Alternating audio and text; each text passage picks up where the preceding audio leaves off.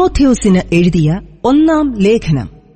1-2 തിമോഥെയോസ്, തീത്തോസ് എന്നീ ലേഖനങ്ങൾ ഇടയലേഖനങ്ങൾ എന്നറിയപ്പെടുന്നു.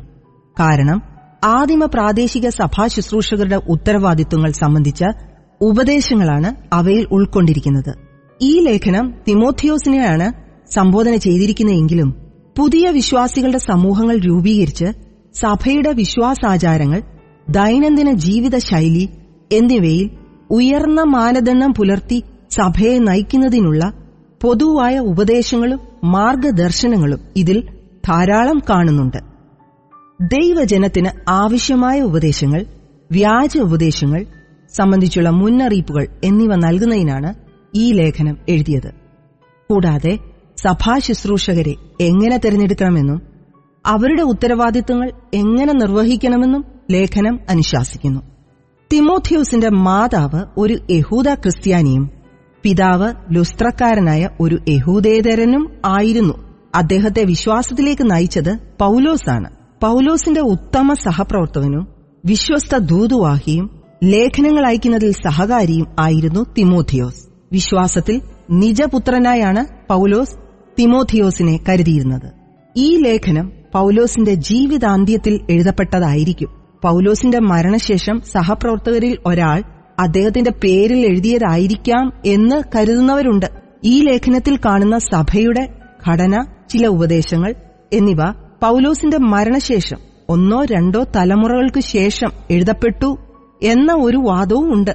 പ്രാചീന കാലങ്ങളിൽ ശിഷ്യന്മാർ തങ്ങൾ വളരെ ബഹുമാനിക്കുന്ന ഗുരുക്കന്മാരുടെ പേരിൽ ഗ്രന്ഥങ്ങൾ രചിച്ച് അവരെ ആദരിക്കുക പതിവായിരുന്നു അത്രേ. 1 അധ്യായം 1 മുതൽ 3:13 വരെ സഭാജീവിതം സംബന്ധിച്ചുള്ള നിർദ്ദേശങ്ങൾ, 3:14 മുതൽ 4:5 വരെ യഥാർത്ഥ വിശ്വാസവും ദുരുപദേശങ്ങൾ സംബന്ധിച്ചുള്ള മുന്നറിയിപ്പുകളും, 4:6 മുതൽ 6:22 വരെ തിമോഥെയോസിനും മറ്റ് സഭാ ശുശ്രൂഷകർക്കും ഉള്ള ജ്ഞാനോപദേശങ്ങൾ. അപ്പോസ്തലനായ പൗലോസ് തിമോഥെയോസിന് എഴുതിയ ഒന്നാം ലേഖനം, അധ്യായം 1. നമ്മുടെ രക്ഷിതാവായ ദൈവത്തിന്റെയും നമ്മുടെ പ്രത്യാശയായ ക്രിസ്തുയേശുവിന്റെയും കൽപ്പനപ്രകാരം ക്രിസ്തുയേശുവിന്റെ അപ്പോസ്തലനായ പൗലോസ് വിശ്വാസത്തിൽ നിജപുത്രനായ തിമോഥെയോസിന് എഴുതുന്നത്. പിതാവായ ദൈവത്തിങ്കൽ നിന്നും നമ്മുടെ കർത്താവായ ക്രിസ്തുയേശുവിങ്കിൽ നിന്നും നിനക്ക് കൃപയും കനിവും സമാധാനവും ഉണ്ടാകട്ടെ.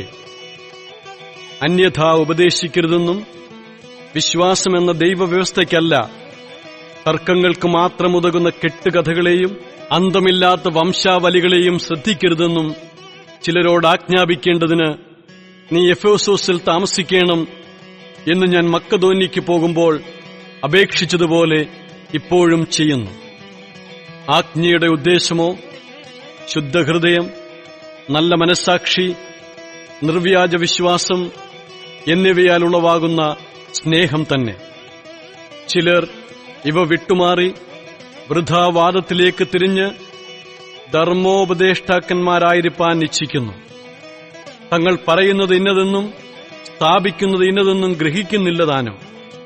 ന്യായപ്രമാണമോ നീതിമാനല്ല, അധർമ്മികൾ, അഭക്തർ, അനുസരണം കെട്ടവർ, പാപികൾ, അശുദ്ധർ, ബാഹ്യന്മാർ, പിതൃഹന്താക്കൾ, മാതൃഹന്താക്കൾ, കൊലപാതകർ, ദുർനടപ്പുകാർ, പുരുഷമൈഥുനക്കാർ, നരമോഷ്ടാക്കൾ, ഭോഷ്ക് പറയുന്നവർ, കള്ളസത്യം ചെയ്യുന്നവർ എന്നീ വകക്കാർക്കും പത്യോപദേശത്തിന് വിപരീതമായ മറ്റേതിനുമത്രേ വച്ചിരിക്കുന്നത് എന്ന് ഗ്രഹിച്ചുകൊണ്ട് അതിനെ ന്യായോചിതമായി ഉപയോഗിച്ചാൽ ന്യായപ്രമാണം നല്ലതുതന്നെ എന്ന് നാം അറിയുന്നു. ഈ പരിജ്ഞാനം എങ്കൽ ഭരമേൽപ്പിച്ചിരിക്കുന്നതായി ധന്യനായ ദൈവത്തിന്റെ മഹത്വമുള്ള സുവിശേഷത്തിന് അനുസാരമായതുതന്നെ. എനിക്ക് ശക്തി നൽകിയ ക്രിസ്തുയേശു എന്ന നമ്മുടെ കർത്താവ് എന്നെ വിശ്വസ്തനെന്നെണ്ണി ശുശ്രൂഷയ്ക്കാക്കിയതുകൊണ്ട് ഞാൻ അവനെ സ്തുതിക്കുന്നു. മുമ്പേ ഞാൻ ദൂഷകനും ഉപദ്രവിയും നിഷ്ഠൂരനുമായിരുന്നു. എങ്കിലും അവിശ്വാസത്താൽ അറിയാതെ ചെയ്തതാകൊണ്ട് എനിക്ക് കരുണ ലഭിച്ചു. നമ്മുടെ കർത്താവിന്റെ കൃപ ക്രിസ്തുവേശുവിലുള്ള വിശ്വാസത്തോടും സ്നേഹത്തോടും കൂടെ അത്യന്തം വർദ്ധിച്ചുമിരിക്കുന്നു. ക്രിസ്തുവേശു പാപികളെ രക്ഷിപ്പാൻ ലോകത്തിൽ വന്നു എന്നുള്ളത് വിശ്വാസ്യവും എല്ലാവരും അംഗീകരിപ്പാൻ യോഗ്യവുമായ വചനം തന്നെ. ആ പാപികളിൽ ഞാൻ ഒന്നാമൻ. എന്നിട്ടും യേശുക്രിസ്തു നിത്യജീവനായിക്കൊണ്ട് തന്നിൽ വിശ്വസിപ്പാനുള്ളവർക്ക് ദൃഷ്ടാന്തത്തിനായി സകല ദീർഘക്ഷമയും ഒന്നാമനായി എന്നിൽ കാണിക്കേണ്ടതിന് എനിക്ക് കരുണ ലഭിച്ചു. നിത്യരാജാവായി അക്ഷയനും അദൃശ്യനുമായ ഏകദൈവത്തിന് എന്നേക്കും ബഹുമാനവും മഹത്വവും. ആമേൻ. മകനെ തിമോത്തിയോസേ, നിന്നെക്കുറിച്ച് മുമ്പുണ്ടായ പ്രവചനങ്ങൾക്കൊത്തവണ്ണം ഞാൻ ഈ ആജ്ഞ നിനക്കേൽപ്പിക്കുന്നു. നീ വിശ്വാസവും നല്ല മനസ്സാക്ഷിയുമുള്ളവനായി അവയെ അനുസരിച്ച് നല്ല യുദ്ധസേവ ചെയ്യുക. ചിലർ നല്ല മനസ്സാക്ഷി തള്ളിക്കളഞ്ഞിട്ട് അവരുടെ വിശ്വാസക്കപ്പൽ തകർന്നുപോയി. ഹുമനയോസും അലക്സണ്ടറും ഈ കൂട്ടത്തിലുള്ളവരാകുന്നു.